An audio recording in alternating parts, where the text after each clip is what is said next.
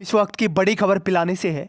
पिलानी थाना क्षेत्र के लीखवा ग्राम पंचायत की ढानी एहसास में आज एक महिला की मौत के बाद अंतिम संस्कार को लेकर दो पक्ष आमने सामने हो गए। मामले की तूल पकड़ने पर पुलिस को हस्तक्षेप करना पड़ा। बाद में पुलिस की मौजूदगी में जनप्रतिनिधियों ने समझाइश कर किसी तरह मृतका की अंत्येष्टि के लिए दोनों पक्षों को राजी किया।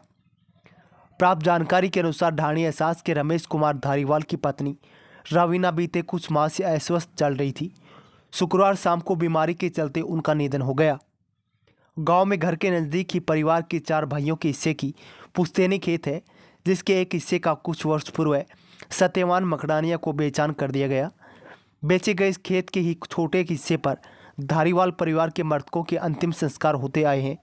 हालांकि अब जिसे ये खेत बेचा गया है उसने भी यहाँ अपना घर बना लिया है, परिवार सहित यहाँ रहता है। शुक्रवार शाम रवीना की मौत के बाद आज सुबह जब परिवार के लोग अंत्येष्टि क्रिया के लिए जगह साफ करने गए तो सत्यवान मकड़ानिया ने आपत्ति जताते हुए उन्हें रोक दिया। विवाद बढ़ने पर मृतका रवीना के पति रमेश कुमार जाट ने पुलिस को इतला दी।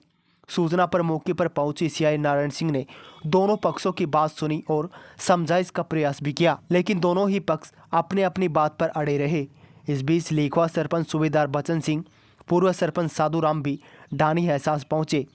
बाद में सरपंच सूबेदार बचन सिंह के समझाने पर इस बात पर सहमति बनी कि खेत के वर्तमान मालिकाना हक वाले परिवार द्वारा उक्त जगह पर 10x10 जगह अंतिम संस्कार के लिए मृतका के परिवार को दी जाएगी। इस पर वे 4 दीवारी या चबूतरा बना लेंगे। समझौते के बाद काफ़ी देर से तनावपूर्ण माहौल कुछ शांत हो पाया।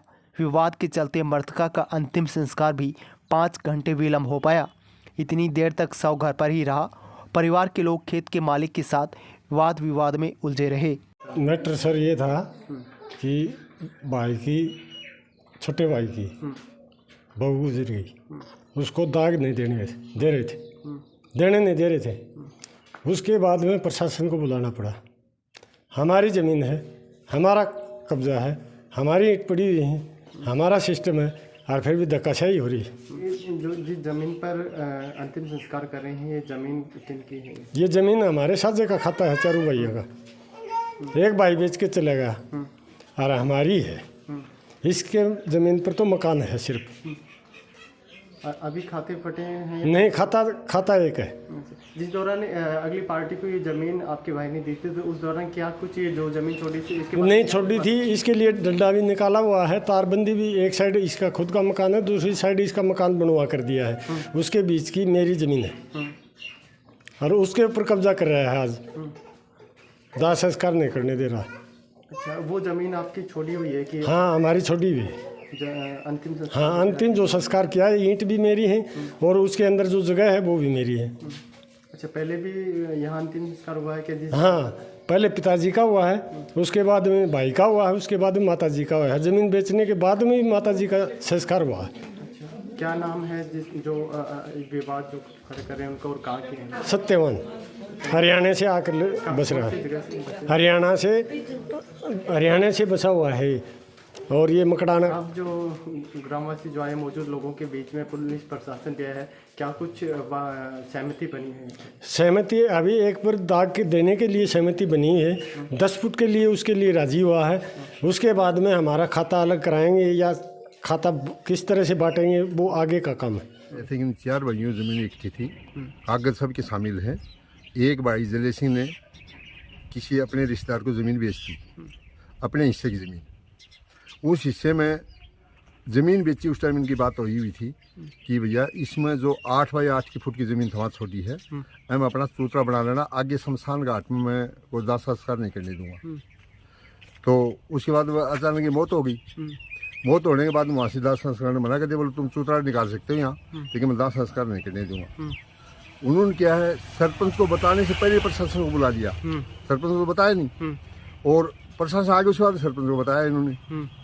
आने वाले तो प्रशासन आने बाद दोनों ही टीमें बराबर की, दोनों पक्ष था, वो माने नहीं। न तो ज़मीन खरीदने वाला मान के उसने पैसे दिए और न ही ये माने कि नहीं हम यहाँ जलाएंगे। तीसरा ऑप्शन निकाला था कि उनका शमशान घाट है इसमें, इस जोड़ी में, पूर्व दक्षिण साइड में, वहाँ जला, बोलने हम तो जलाएंगे यहीं पर।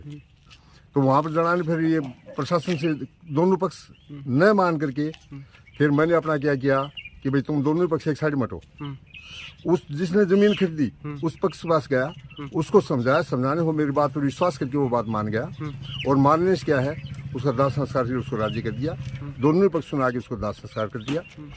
आने के बाद अब आगे का नतीजा ये है कि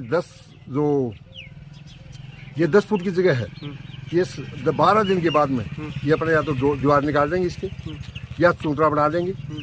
आगे दीवार निकालने के बाद में इसकी 10 बीघा 10 फुट जो जगह है ये इसके मिलती हुई हिस्से में है, उसको जमीन आगे दे देंगे।